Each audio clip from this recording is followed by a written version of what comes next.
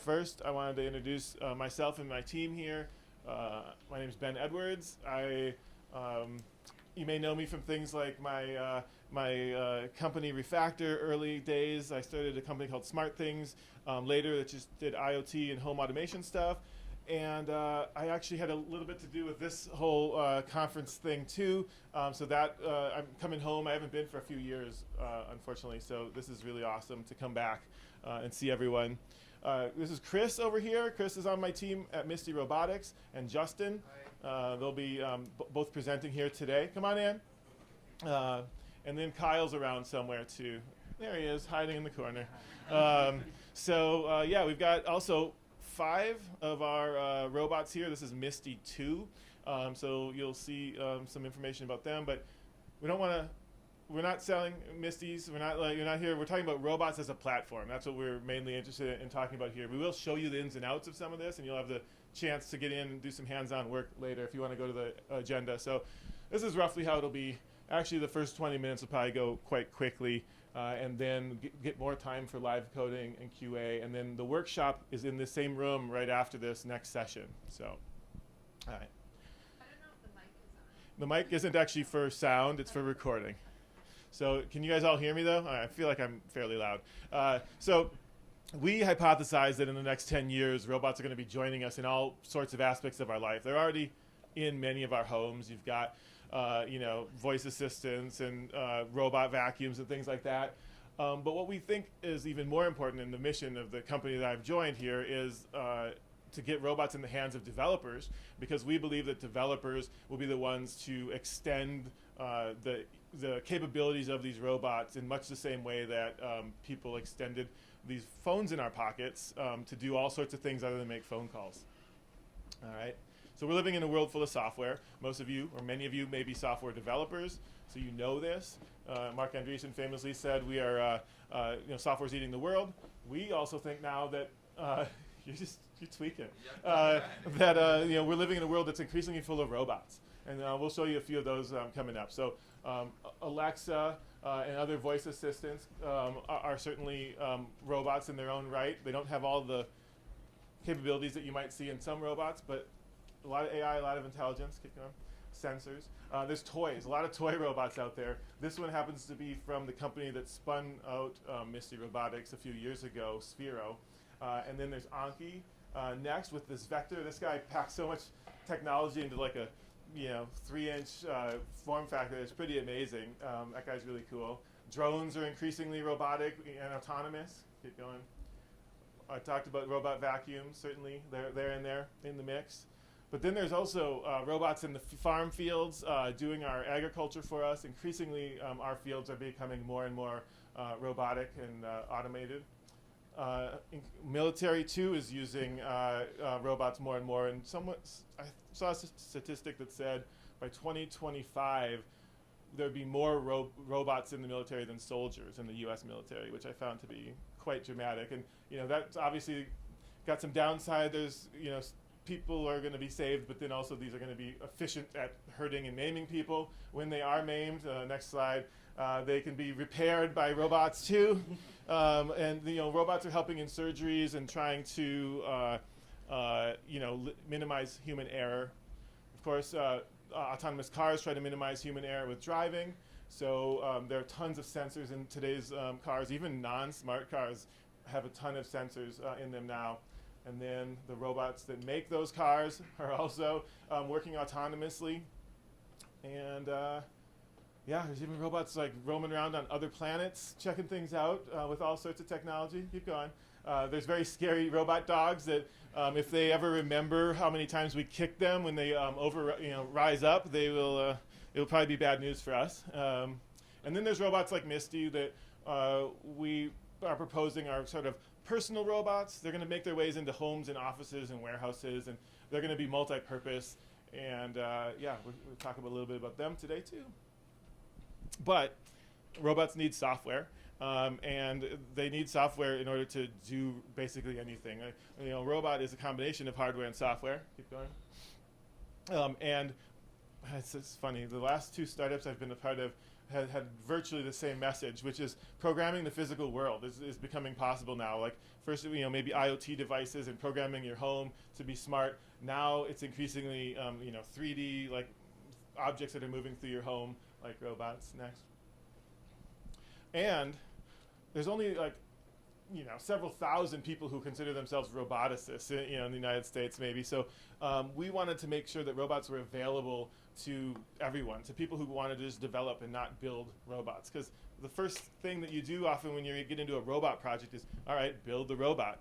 And we think that, while that's interesting, some people don't want to do that. They want to use their software skills. They want to just get in and work on a platform that's already advanced. So capability does not equal functionality. These things, we'll go through it, but have a lot of different capabilities, a lot of sensors, a lot of actuators, cameras, speakers, and the like. But what are you going to do with all those? The functionality is where it's important, the actual use cases that will be in people's lives.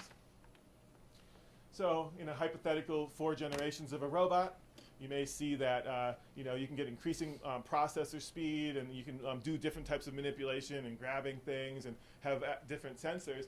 And it gets better and better over time, but then it's kind of exponential when you add in the abilities of skills that are developed. So we think that that's where robotics is headed. So yeah, software enables robots to move independently through their environment, to collect and process data, and then to give that data back to us in ways that is interesting and compelling and kind of even like humanized in some ways. So robots should be useful and integral parts of our lives. And here's some of the ways that they are already. In elder care, there's companionship, of course. There's reminding to take medications. But there's also the connection that you can have if your aging loved one is somewhere and you can kind of connect through a robot. You can do some telepresence. You can feel the connection even if you can't be with them every day. There's security robots, scenarios where you have a robot roaming around, it hears a noise and goes to investigate, and it can send you some a clip or video or some photos. Keep going. Retail scenarios, this is an Amazon store, but a lot of stores are dealing with robots with inventory management and audit and now checkout, so retail is definitely one of those things. Pets, that is actually my dog.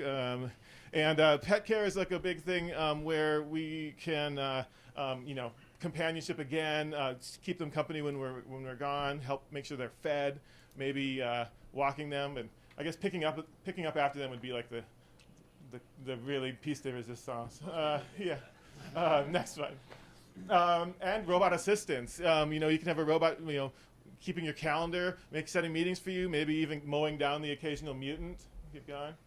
Delivery robots are getting big, especially in cities like San Francisco, where they're delivering packages. A lot of times people just want a robot to deliver their beer from the fridge. So, all right, keep going. Entertainment scenarios. There's plenty of entertainment scenarios. Robots can tell us jokes, play games with us, keep us company, watch TV at the same time as us, and tell us little facts about what's going on.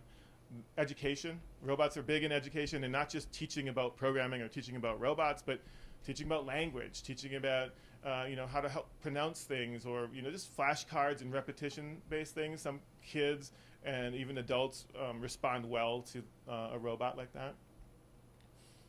As a research platform, robot like this that can roam around and pull in a bunch of data of its environment is a great tool for building machine learning algorithms and just populating the databases with a lot of different stuff there. But once you start to get software in addition to all the functionality and the capabilities of these robots, you really start to get into places where we can't yet imagine. We don't know where robots are going to go, and that's why we think it's so important that we get robots into the hands of software developers. Or then maybe we did actually imagine it in the 60s when we thought of Rosie, because I think I would like to have a Rosie who's kind of like a multi-purpose, do everything sort of integral part of our lives, and sort of can't really do anything without Rosie. That whole family was a mess. So, software developers are going to define the future. Chris is going to help to define the MISTI platform for you, and also we could pause for questions too. We can take questions whenever. We do have special time for questions at the end as well. So. Do you want to do question if now. anyone had one, they can throw it. Anybody have a question before we start moving on to like the more practical applications of Ben's high-level talk?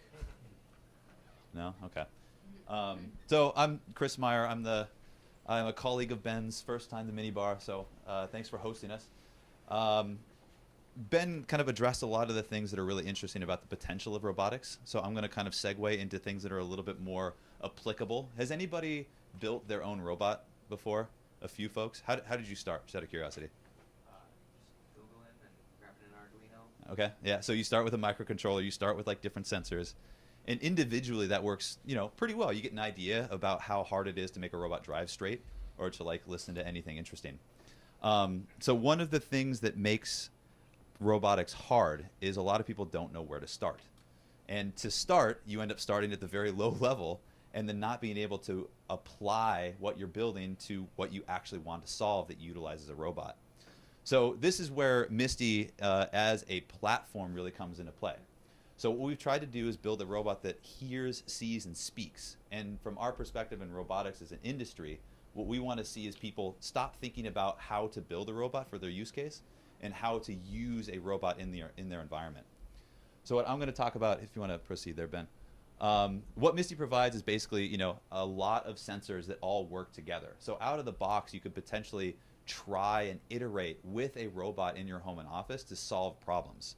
So we realized that when I first picked up a phone or a smartphone, I never thought that I would be using this to get from point A to point B, right? Nobody thought that Lyft or these ride-sharing things were going to be like one of the best applications of a smartphone. Our theory is that we don't know the best application of a robot outside of, hey, my floor is dirty. Please clean this. You want to keep going, Ben? So what does that mean for us today? What I'm going to run through is the actual sensing capabilities, what those offer individually, and then how, when you bring those together, why robots are more than the sum of their parts. So I'm gonna grab Misty here. Sorry. Oh man, I was going to say Leonidas, but how do you say your name again? Leonidas. See? Thanks, bud. We're going to be using you later. So this is Misty 2. I'm going to go top to bottom, talk about some of the sensors, what they individually offer up, and then kind of pass it over to my colleague Justin to talk about what it actually looks like to program that.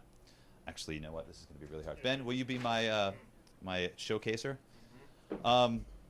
Scene is a core component of any robot. So what this sensor here is a depth sensor. So what this generates is a 3D point cloud of the environment and then runs something called SLAM. Does anybody know what SLAM means in this context? Nobody. Yes! I love when I actually get to explain something that I think is super cool. So SLAM stands for Simultaneous Localization and Mapping. So the same way that when we open our eyes, we're kind of automatically tracking where we are in a space. What this sensor enables the robot to do is know where it is in relation to the map that it's building up over time. So as Misty will roam around, it will know in an XYZ coordinate actually, where it is in that space. So what this individual sensor enables is to get some contextual awareness of where the robot is. We have just a regular camera, standard computer vision applications. You can do scene analysis, you can do facial recognition, you can do some of those things. So if Ben is looking at Misty, I can make it like be not happy because it's Ben. And then when it sees me, it gets very, very excited. So we're going to be actually doing some of this in a workshop afterwards. Correct. We've got some of the display capabilities. So emotional response. People react differently to a physical device than they do a screen. So there's a lot of potential things that you can play with in psychological context on how people will interact with robots. We also have capacitive touch. So the robot will know when it's being touched in the head, the back of the head, or the chin. Same way, like more interaction. So if somebody comes up and scritches it on the chin, she can be happy or sad or however you want your robot to react in those environments. We also spent a lot of effort into the neck mobility. This seems like something that you wouldn't think of when you're building a robot. You wanted to accomplish a task, but what we realized is just the physicality changes the way that people interact with it. So giving it some natural neck movement changes the interaction. So instead of being like, I did not understand you, you can do, huh? So we've got a flashlight and some other things just for indication. We have 3D print files to add attachments. Microphone, so to be able to react, most robots have to have some level awareness of the sound in the space, or that type of thing. We've got, for speaking, obviously some speakers.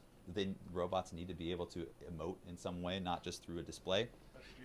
So we have vestigial arms that don't do much, but the same way that like even just 1 degree of freedom to be able to like wave awkwardly, but it's something. You can make them so you can just one screw, pop them off, put on different 3D printed ones like drink holders, laser pointers, things like that. So if you wanted to add some of these things or an attachment point, that's part of the reason why we did that, with some level of movement. On the back here we have an Arduino backpack. So the idea is that if you wanted to add specific sensors to be more aware of the environment, that you can go ahead and do that. So those just attach, that you have serial connections for those that are experienced with microcontrollers. So I covered seeing, hearing, speaking, and then the stuff that you don't see actually is what makes robotics really hard. Control systems for movement. Has anybody written a control system before? Mark? Yeah. How hard is that? Oh, okay. See, he's a true engineer. Control systems are hard for us laymen, at least for me. So just the driving mechanics that you don't have to write yourself is going to propel robotics, because you can, again, like solve the problems that you're trying to do without having to worry about how a robot moves around. Bump sensors for like if it actually isn't able to see something, it's like, okay, there's something there. And then these little holes in the front are called time of flight sensors, which is just a one-dimensional depth reading. Oh, yeah. So it won't roll off it. You have the capability to make sure it won't roll off a table or a stair. Oh, yeah. And so, thanks, Ben. The last component is if you wanted to tow something. I don't know what our tow capability, but I'm sure you couldn't tow, your boat. But yeah, so broadly speaking, those are the individual components that make up a robot. Now, the sum of its parts are much more valuable. So, for instance, because it's an internet-connected device that interacts with your physical world, it's able to recognize individuals, you could have this roam around your office, and when it sees you, it'd be like, what are you still doing here? You have an appointment across town. You got to leave. So there's some of these really complex interactions that if you wanted to build that from scratch, utilizing a robot, it'd be a pain. But now, our theory is that when robots become more programmable, that you can quickly iterate and be like, you know what, that's really interesting. I'm going to start a company around that. Google Calendar integration, any external data service, you can make use of cloud services to make your robot very, very smart without having, again, to iterate on the hardware. So again, I'm high level. A lot of you are probably wondering, well, okay, how do I do that? So now my colleague Justin Wu is going to come up and show you like how easy it is to use RESTful commands, endpoints, JavaScript to make our robot like do things. And again, this applies to any robot. We just want to get people thinking about how to use them. Anyway, guys, thanks. Sorry, go ahead. I just had a quick question, like a high-level question. You got it. So is Misty Robotics more the hardware, or are you guys creating a generic platform that anybody can create any sort of physical hardware? Our long-term plan is that we'll create a reference platform that can be used to create an underwater robot or like a drone or whatever it might be. We're currently focused on building this particular robot, and the reference platform will come out of plenty of like feedback that we get from developers using it. Yeah, sorry. So I think that that's the future. Right now we're focused on a particular platform that'll work for this particular robot. We are philosophically open, although not open source. We were hoping to open source some aspects of it. So yeah, eventually we'd like to get to that reference platform. All right. Anyone else? All right. Can you do coding with one hand? I can try. Well, first of all, I'm super excited everyone's here, and even more excited to show you how easy it is to program these robots. Hopefully at the end of this demonstration, you're going to be like, that's so easy, I can do it literally in my sleep or something like that. But the first thing is, so a lot of what I'm going to talk about is going to be helpful for the workshop later on. Each of these at the back of it has an ID number. So for example, you guys can't see it, but at the back of this is 1092. And the reason why I want to talk about it is all of these are connected to one router. So they're all connected to the internet. For example, here 1092 is IP address of 192.168.1.102. So in order to program it, we access it using a REST API. Who's familiar? Everyone's familiar kind of with a REST API? Yeah, great. So you have the IP address, and then we have the command. For example, I know this is not very exciting, but I just want to show you an example here. Each of these commands has a get request API help, so you can get the request of, hey, like audio command, what does it do? You can't read this JSON, you don't have to, but you're able to get the information. So that's a simple request. And of course, in our documentation here, you can see, for example, get a robot IP address and then API help of any command. Does that make sense to everybody? Let me know if I'm going too fast, because sometimes I speak way too fast. But slow me down if it's too fast. Yeah. I'm just super excited about programming and showing you guys how easy it is. I feel like a salesman. No, but I'm selling you on how easy it is to program it. So for example, each of these commands has a button here in our API Explorer, and that simply wraps the REST API and puts it in a button, right? I mean, simple enough, I think. And so what I'm going to do right now is I'm going to connect to one of the robots. So to do that, I find out here 1104. I find out what the IP address is here, 192.168.112, right? And then I'm going to connect to the robot here. Yep. And then connect to it, and it's to say connected successfully. So, I was gonna bring up this robot here. Can everyone kind of see this robot? Kind of. If I put it here, does that help everybody in a way? Does that sort of help everyone? Can everyone kind of see the robot move? Right? Because the cool thing is we're gonna show how the robot moves here. So the first thing, in the robot and in every programming, when you write something, the first thing you do is like hello world, right? So in the robot, we do like change LED. That's our hello world. So I know it's not as exciting, but it shows you that the robot's working when I can like change the LED. Can everyone see the LED changing to different colors, right? Yeah. And then here, of course, the second thing, instead of like hello world, like hello Justin, it's like, well, let's play a sound like this here. Can everyone hear that? Great. And then of course you can change the image here. So something like sad, I guess. That's one that is it sad? Kind of sad? Sad-ish? Yeah. Do you guys see it sad? Oh, like you don't have to cry or anything. It's just a robot. But the cool thing about Misty, as Ben and Chris had alluded to, is its personality. So here we want you guys to like help design, build its personality, through sounds, through eye motions, and even through moving its head, right, and its arms. So for example, we can even move it. Real quick, these are development robots, and we just introduced a bug where the velocity is static. So do it justice. We'll see how she moves her head. Do you guys see that? You have the updated robot. Mine are updated. Do you guys see the head kind of move? Yeah. So you can tilt it in other ways and stuff like that. Yeah. Right. It's sort of got a personality of its own that I'm controlling randomly. But yeah, there you go. It moves its arms and stuff like that. I'm always worried about different gestures, how it affects people. So, sorry, just to go back to it. So each of these, right, is wrapped in a RESTful endpoint. So what that means is you can call it your RESTful API. So just to recap everybody, who's familiar with Postman here? Or used Postman one way? I'm just going to show it so that we can do that. So for example, and this is helpful for people in the workshop here later on. But what I'm going to do is I'm going to play a clip. Like I'm going to choose a song here, like maybe. Okay, great. So that's the sound there. And then I don't know whether you guys know, but in the network tab here, I can simply see what the get request, what the post request is, and what the payload is below here. And then when I go to Postman, right, here I can simply put in the post request and then the payload there of the body, and then send it. Sorry, I just want to make sure that I think I have the wrong IP address here. Yeah, definitely something I didn't practice. So I'm gonna, just that's weird that I can't cancel it.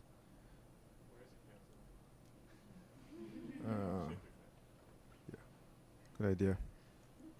Okay, who's an expert at Postman? Remember? Here you go. Yeah, do you guys see that? So the cool thing about Postman is that let's say you have a language of choice, like for example, like maybe PHP. It will show you the code here, and you can simply copy and paste this in your PHP code and run that. Right? I mean, people are familiar with REST APIs. This is somewhat trivial to them. Great. So there are two ways to program the robot. One is using, hopefully you guys figured that out. One is using REST API. The other way is actually running JavaScript on the robot itself. So what you're going to do is you're going to take your JavaScript file and then deploy it onto the robot. So the case, for example, is let's say you have internet connection, right? Or you can't connect it to the router, or you want it to run autonomously. You could run JavaScript code on that. So I'm going to show you really quickly how to do that. Each of the REST endpoints itself has a corresponding JavaScript API. Does it make sense to everyone? Anyone has any questions? I'm just going to show you really, when I show you in person what it is. Shift refresh? Hard refresh On this? Yeah. Okay. On this page itself, yeah? Okay. Great. Real-time updates. Great. Yeah. So later on in the workshop, you can go to code.mistyskills.com. I know it's not really, it's a large font, but out there you can see it. And in here, you can write your JavaScript. Here, what we've got is a simple function that runs misty.debug. It simply prints it out to the screen. So I'm going to connect it to the robot. Again, my robot is, I just want to verify that this robot here, FTF1104, is 192.168.1.112. So I'm going to make sure I connect to that robot here, right? And then I'm gonna save this module as MinneBar demo. Well, I'm sorry, I wrote some code here, but I'm going to comment that out. I didn't spell that. MinneBar IE. Oh, sorry, was it? Maybe it's not a MinneBar. It took me 15 minutes to learn his name, so. Yeah, and then I'm gonna run it, but we actually have a better way to run it, called our skill runner, and we want you guys to test that out. So we're actually going to have you guys run it in this skill runner. Oh, sorry, I connected to the wrong 1.112. That is correct, and then yeah, and we're gonna run that, and you can see that the debug statement hello world. Can everyone see that? The debug statement hello world comes out, right? But what's more exciting, of course, is changing the LED. So what I'm going to do is hello, just to test it, I'm going to change the LED here. I'm going to save it and then run it and then start the same process again here. And then did the LED, do you guys see the LED change? Yeah, great. So then it responded. And what's even more exciting is playing a sound here. So I'm going to uncomment that, right? Save it and then run it. Same thing. And then play it.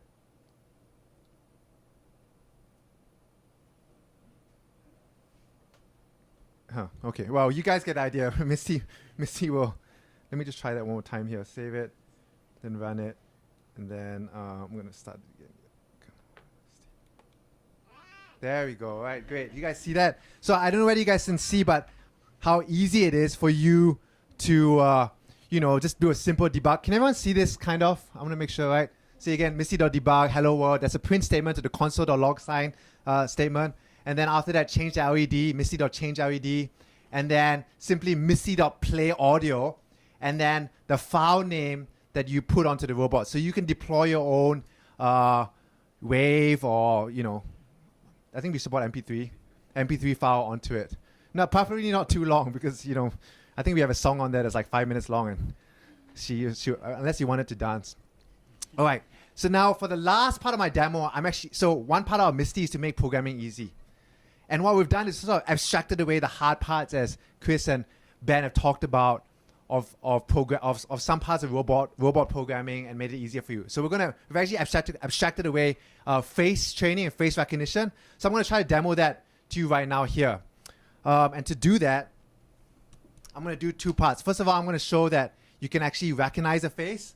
And then after that, I'm going to train a face so that it can detect a new face on there, right? Yeah. So first thing I'm going to do is, again, in the API Explorer, I've already trained two faces. One second here. So for example, it's already got two faces. It's got me and Leonidas. Leonidas. Everybody, thank you. Thank you. So if I do start facial recognition. Can you make her head go straight? Yeah, I can do that, definitely.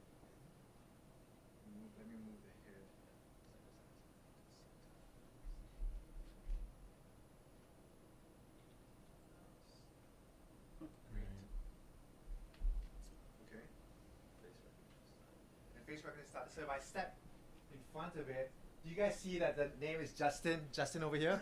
Do you guys see that? That's recognizing my face. And then if Leonidas wants to come out here, we can try to see, because I changed his face earlier. So run that out. So it's just keeping, it's almost not, you almost can't tell that it's just kind of going through, but it's just seeing Justin and Justin and Justin all the time. You guys see that? Right? Yeah. Oh, thank you. That's not me, it's Misty. Wow. But the way that we did that, I don't know why you can see, is that we sort of subscribe to a WebSocket here. And so that's pulling that data. There's other WebSockets that we can subscribe to on the robot. And again, this web page is simply a wrapper around these WebSockets. So for example, I'm going to show you the bumper sensors here. So as I can click the left, or the left front bumper sensor. Do you guys see that? The right bumper sensor. You can see when it alerts it. And then we also have, as Chris mentioned, we also have capacitive touch sensors on the head. So when you tap its top head, front, or its chin, then it's going to recognize that, right? Do you guys see that? And again, I want to just pause here. Yep. Like what Justin in 10 minutes just did showed you how you can connect using WebSockets, JSON responses to be able to parse and be able to make use of a robot with nothing more than probably what everybody here can probably do better than I can. You know, generic JavaScript programming. So like this still blows my mind that like you can interact with a robot this fast. Like it's Yeah. I'm really pumped about it. and I think with what Chris ended with, I think that's the end of my demo. And if anyone has any questions or something they want us to demonstrate more? Yes. So the base cost of these right now is a little out of many people's Mhm. range, myself included. Is there any sort of web tool or a plan for it that would allow me to play around with the software and just play around with it without actually owning one? So there's not one today, and we made a conscious decision to do that. To build like a simulator, it's a different product, and to do well. For anybody that's played with simulators in the past, it's very difficult to do well. It was a very pragmatic decision, really. We would like to build a simulator, but there's only 35 of us, and so we had to pick our things we wanted to work on. However, we've seen some people in the community. Someone already built a gazebo sort of thing for our earlier robot, and we think that the community of developers out there will do some stuff like that. We also are working with another guy in the community who has a robot set up with a environment where you can like telnet it. Is it telnetting? It's not telnetting. It's VPNing in essentially and watching the robot, and you can send code to it. That's called Robots.